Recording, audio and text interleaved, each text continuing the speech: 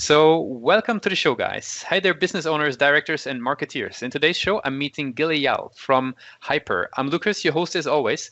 And before we jump into the questions, I want to tell you a little bit about Gil, who has a very, very interesting background. So, he is the CEO and founder of HYPR, the market leader in data-driven influencer marketing automation. So, we're going to talk all about what that really means and what it really does for its users. Gil has pretty much revolutionized the way many of the world's biggest agencies and brands are running influencer marketing today by focusing on data analytics and audience demographics in order to optimize their campaigns. So he's basically been a pioneer in this space, has been working with big names. I was really impressed when I saw the list, Leonardo DiCaprio, Lil Wayne, which I think is pretty cool. And then Serena Williams has been part of his earlier gig where he was working in a photo sharing mobile app. And so a lot of experience in the influencer marketing space, a very unique edge to our interviews here. So Gil, welcome to the show. Thanks for having me. Very excited. Very cool. So tell us about HYPR. What is it all about? So HYPR was born, I used to work in the celebrity endorsement industry, and I did about 200 deals with different celebrities. And I got to live through this revolution where celebrity endorsements, which were only available for big brands and were a very risky proposition because you hire someone for a lot of money and you hope that they represent your brand the way that you want to. That whole area was shifting into this world with smaller, more recognizable, more attributable influencers that are experts on specific subjects. And smaller brands were now able to work with them. And I got a chance to kind of hop in right when it started to get serious, when people were saying, we want to get these influencers to work with us. But the challenges that we found with working with these types of influencers were very different than celebrity endorsements.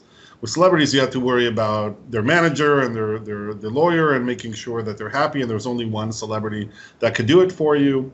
With micro and going into these smaller influencers, you needed to understand who they were. You needed to find them. You needed to evaluate who was good. They didn't really have a professional team surrounding them. So HYPR at its base was an attempt to solve all these new problems that were surfacing by the fact that people were shifting away from really, really big influencers into these smaller micro home team heroes or micro champions or experts in some area.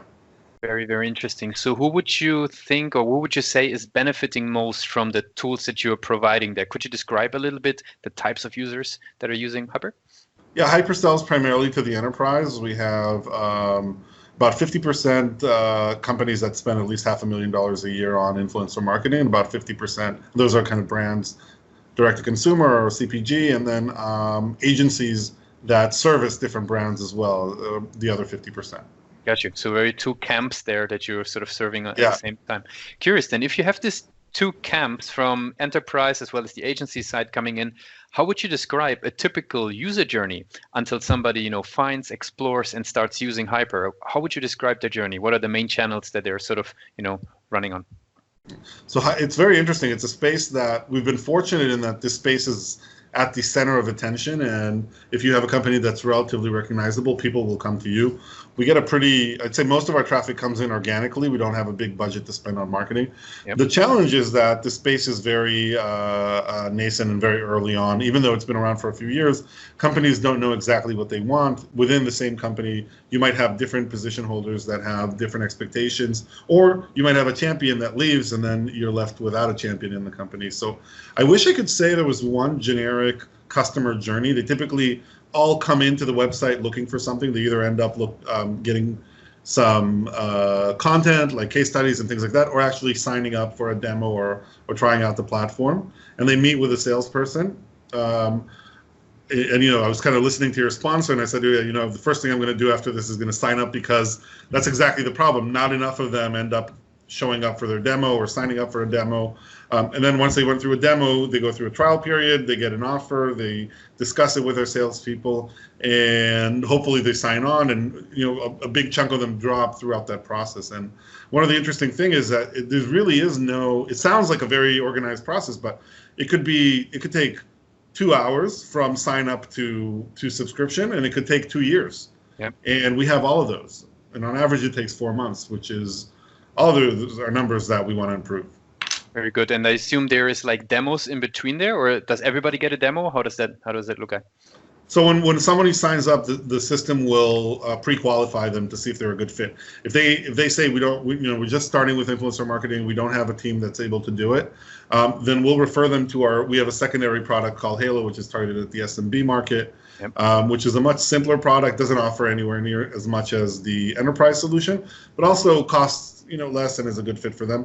That's about 80% of the people who end up on our website. The 20% that are a good fit will then be introduced to a salesperson who will demo for them, give them a trial, and basically provide them with onboarding assistance. Very good. It sounds like the website playing a key role there in sort of educating and converting the users that are coming to the page. What are the metrics then on the websites that you really care about? We've been speaking to a lot of SaaS founders and have seen very different opinions on what you should be focusing on in terms of website metrics. What is important for you? What do you keep an eye on?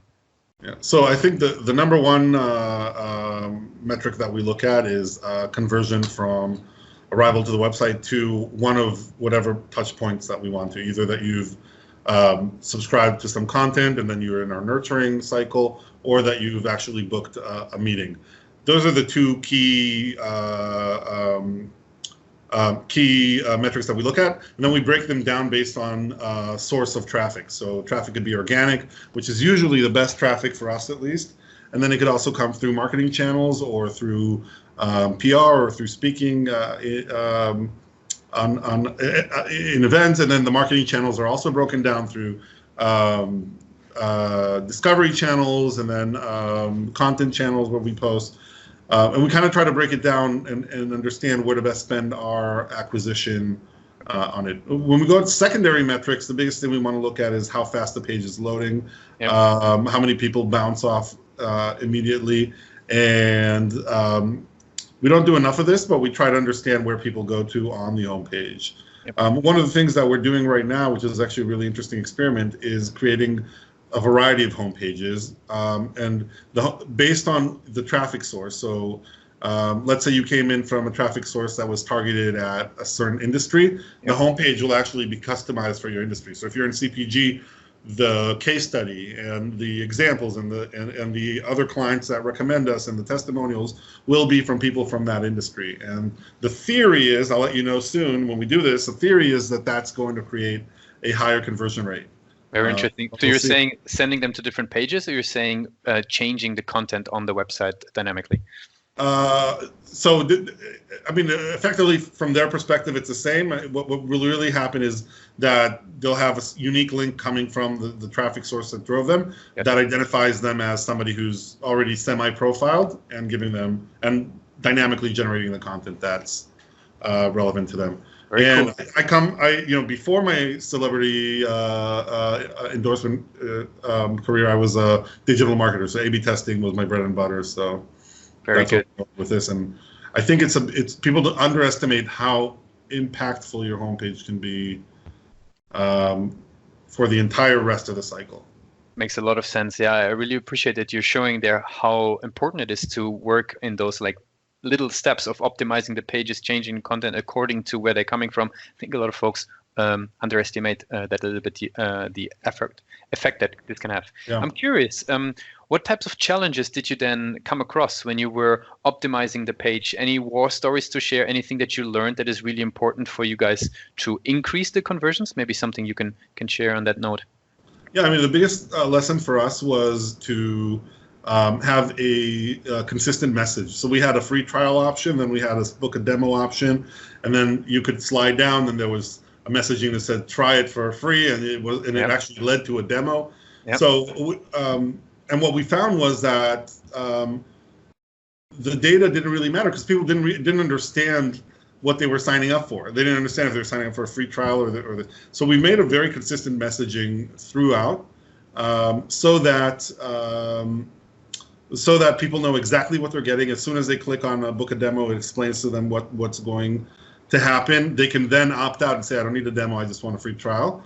Yep. But we focused them all on one direction. And what that allows us to do is to assume that everybody who got to a certain page got there the same way, in the same state of mind. And that's really improved it. But There's a lot of art versus science in this process. The biggest thing for us is to remove any doubt creators. So Yep. if you have two separate messaging that leads to the same page, that's one of the biggest mistakes that I think people do. Yeah, very cool. I mean, this can slip in so easily, right? It's just a button Yeah. text sometimes, and then out of You a don't sudden think it about changes. Yes, and it just changes the complete sort of frame of mind that somebody's in. Very, very interesting. Anything else that you learned sort of in this type of? I really love this like nitty-gritty details. Yeah. Anything else that you can surface? This is something that I never, I had experience doing a lot of A/B testing in the past. Is loading time is crucial. You don't understand how many people you lose if your page takes more than 7 or 8 seconds to load. They don't wait for it to load, or what happens is that people who are trying to discover a solution in your space, the way they search for it is they'll go on Google, they'll get the first 5 or 6 results, they'll right click and they'll open them in a different window. And if they get to your window and you haven't loaded, or your page looks less impressive than your competitors, then you're going to lose them. And it's amazing how much little attention is paid to that in a lot of places. And I can understand, because it's not right in your face as something that's causing me to lose clients, but it's really meaningful. And we've more than doubled our organic traffic in the last 6 months from 6 months ago without investing a dime, except in improving page performance. Very cool. Yeah, very nice. I was part of Google's mobile page optimization team, and Oh, so that's I actually was visiting Israel a couple of times in regards to that. So I love that you bring that up, because a lot of folks don't really appreciate how much of an impact this can actually make. Really, it also affects how Google ranks your page. that's another thing to it. Very true. Very true. Cool. Very nice. So very, very insightful and hands-on nuggets that you're giving us here. I'm curious if you can maybe sort of, put on your beginner's shoes of when you're building up the company. Because can you tell us a little bit about how you grew to maybe the first 10 customers? What were things that you were doing in order to get them on board? Yeah, I'm ashamed to say it took me 3 years to get to my first customer, Okay. and 4 products. I'm not really ashamed to say that. I kind of think that's the process, and people don't always understand it. But as an entrepreneur, you come in and you have this idea of what you think is going to be the idea that's going to revolutionize this industry or going to make a really big difference. But the market teaches you things, and there's this idea today that you have to grow as fast as you can, and you're in a hurry and take your money and spend it on marketing. And too often I see people spend a lot on marketing before they've actually figured out market fit and figured out product that people are willing to pay for. Yep. So the first product that actually made any money for HYPR was a 4th iteration of the product, and it had been after everybody told me how much they love it, but nobody was really willing to write a check. And until somebody was willing to write a check, you don't really know if you have a product that's going to make a difference. Yep. And I ran around with this product. I was really nervous because I'd taken some investor money and I was running out, and I started pitching it. And I think the biggest thing for us was to start finding champions that were opinion leaders in our industry. So walking into an agency and showing them this and getting them excited about the product and getting them to sign up, and then saying to them, can you recommend this to other people, was a really big difference for us. And our first clients all came, we didn't have much money, it was just running around showing a demo and getting them on board. And the amount of no's I received only rivaled the time I was single. So many people told me it wouldn't work. And the challenge, I think, as an entrepreneur, is that if people aren't telling you that it won't work, you're probably not doing anything that unique. Like if everybody gets it, they're just like, oh, I see why this would work, then there's probably 1,000 other companies doing it. Yep. And you want to have your own approach, and you want to be ready for it. It was a really tough period, but it was direct sales, and it was me, which I'm not a salesperson, but I became one. I really appreciate. I'm going to ask a question on that for sure as a follow-up. I really appreciate that you're sharing this, because it can look like everybody's growing so quickly just around you on LinkedIn and all the blogs and platforms. But I think you and many others that have interviewed have the living proof. It takes time. It really takes persistence to build up these companies. Thanks a lot for sharing this. I would be curious if we could zoom into, because I think folks are interested in this. You said you won a couple of agencies. Can you maybe tell me, like, how did you get the first or second one? Like, what were the things that you were doing? You were just walking in, calling them up, sending emails? What was it? I wish. Nobody answered my emails, or they would answer me with a short, not for us. I got lucky in that I found some people who were supporters, who were connected, mm-hmm. who had some kind of reputation that were willing to open some doors for me. And the biggest advice I have for people is to seek advice. Don't say, I'm trying to sell you anything. To say, hey, I'm doing something in your industry. I recognize you as someone whose opinion really matters. I know you do this every day, and I'm curious what you would think about it. And people are much more open to have that kind of a conversation. There's no pressure. They don't think you're going to be pressuring them to sell. My first major achievement was my son's nanny's sister worked in a company, and she was willing to take the meeting because of the personal relationship. But honestly, you could tell that she wasn't expecting it to be very unique. And then when I showed it to her, she actually got really excited about it. And she was someone whose opinion mattered to a lot of people in the industry, and she started helping me share it. Once she became a champion, it was a lot easier for her to come back and say, okay, I want to introduce you to this person and that person. And you start building that network. But I really believe in, and think about it, when you get an introduction from someone, if it's a completely blind introduction, you treat it that way. But if somebody you really respect calls you and says, you really have to meet with this person, you're going to treat it very differently. And you'll say, why? And they'll say, because they talked to me about your industry, and they have some really interesting insights, and I think you guys really can do something interesting together. People get excited about that. And when people get excited, then they're willing to do a lot more for you. So for us, the first year was just getting one person exciting and having them open up their network for us, and making peanuts, really not a lot of money. Really until last year, we didn't make a lot of money. Very, very interesting. So you mentioned there that you sort of had to transform into a salesperson. What helped you the most? Like, what would I know it's probably not the easiest transition. Can tell from experience. How did you transform?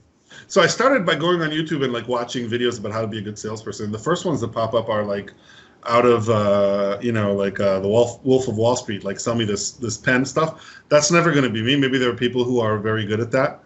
But then when you dig a little deeper, you'll see there's actually a lot of really valuable advice about how to build a pitch correctly. What are the things that really impact the decision? And then something that really blew my mind but changed it was how to do it without putting pressure on the other side. Meaning, we all imagine these slick, slippery salespeople who will sell ice to an Eskimo and can get anybody to buy anything. But in SaaS, that doesn't work because you want them to stay on the next year and the next year, and you want them to really benefit from the product. So the first advice I got online was to interview them, is to let them talk about it and to be the first to say, you know what, I don't think I might not have the right tool for you. Let me share it with you. If it is, I'd love to sell it to you. But if it's not, then there's no hard feelings. Because not everybody's your customer. You definitely don't want to sell it to someone who's going to write a bad review a few weeks later. That was the first piece of advice. The second piece of advice was really how many touch points it takes to get a yes. And I had been the kind of guy who was like, okay, if they didn't answer me, I'm not going to bug them. I'm not the kind of guy who's going to harass someone, 7 emails and so forth. So you have to build these touch points. And there's a lot of advice online about how to get these touch points to be valuable to that other side, and hopefully they'll get in touch with you. And think about it, when you get cold emails or when you get somebody trying to reach out to you, sometimes you don't answer because you don't want to, and sometimes you don't answer because the timing isn't right.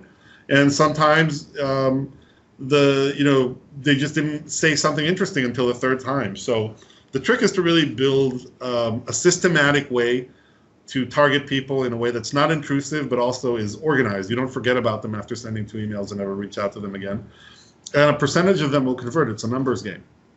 And as a salesperson, I'm a systematic numbers game person and no pressure type of person. I'm never going to tell them, oh, it's the end of the quarter, I need you to sign now. I'm going to say, you need to join this platform when you're ready. I think we can create a lot of value for you. Here's 1, 2, 3, 4. If you feel the same way and you're a decision maker, great. And if you're not the decision maker, can you introduce me to one? And I wouldn't say I'm the world's best salesperson, but I'd say I'm a B to B plus salesperson now. Very cool. Very curious. I would be very curious now to see a picture of yours. Very cool. Yeah. So any resources that you find through maybe folks that are in that transition as well? Any channels, people, books, anything that you found very helpful in that transition? Yeah, so it's very interesting. We signed up to HubSpot, and HubSpot has an abundance of knowledge about sales that has been extremely helpful for us in building a systematic solution. Today, obviously, we're much more sophisticated. We have a sales team, yep. And that's been a very interesting channel about building that that outreach pipeline and understanding how to predict or how to predict different personas and which pipeline they should go into. So there's a lot of technical stuff that you can learn within tools like that. And then we use different tools like Hunter and Winmo, and LinkedIn is a huge tool for us because we sell B2B, sell to enterprise. I don't have a specific person that I can think of. There's so many, and it's never been about the one person. It's what can you take from this video. Yeah, makes total sense. Makes absolutely sense. Cool. Maybe last question on that, because I think it's a very interesting spot where you're in there. Any major learnings on the LinkedIn side of things? Because obviously becoming more busy, more people starting to reach out, the inboxes are getting fuller. Anything that you learned on LinkedIn sales? Yeah, I think the one thing that is maybe the biggest difference maker between somebody responding to you or not is having somebody connect you in between. I think that's what LinkedIn's original, or maybe it still is, was the original idea, and maybe it's still going, where I want to know how far removed I am from this person, and you want to build a network of people that are comfortable recommending you. Yeah. So the number one most successful introduction that we get is a happy client introducing us to a potential client. And you want to plan on that. The second is if you have an advisory board, if you're surrounded by people in the industry, having them introduce. And then on top of that, I want to layer something. It should never be about Gil wants to sell you HYPR, so I'd like to introduce you. It should be, I noticed that you mentioned I read something that you wrote on your blog, or I saw on Twitter that you wrote this and that, and we actually have a lot to say about that at HYPR. I'd love to share that with you and get a conversation going. Always assume that there's a good chance it's never going to get to a sale, and don't bring up the sale too early. That's a killer. Like I get today, now that we're kind of in the media, and I wouldn't say we're not like famous, but in the industry we're a pretty well-known company. I probably get 30 or 40 solicitations a week on LinkedIn, and maybe even one or two of them would be a good fit for us. I just don't. As soon as I recognize the solicitation, I don't have the attention for it. Yep. I do answer the other people who ask me questions, who want to connect and say, we have a common friend, and he said we should chat.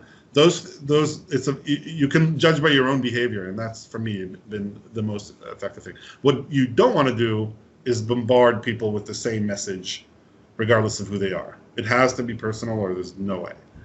Makes absolute sense, Gil. I really appreciate that you've been so hands-on in sharing information. These interviews can sometimes turn high level, but this has been really hands-on, and I think this is what this is all about. So, Gil, I really appreciate you being part of the show today, showing us about HYPR, the company, showing us about the early days on how it sort of has been building up, and what you learned personally as well throughout this journey. So, thanks a lot for being part on the show today. Thanks for having me. It's been a blast.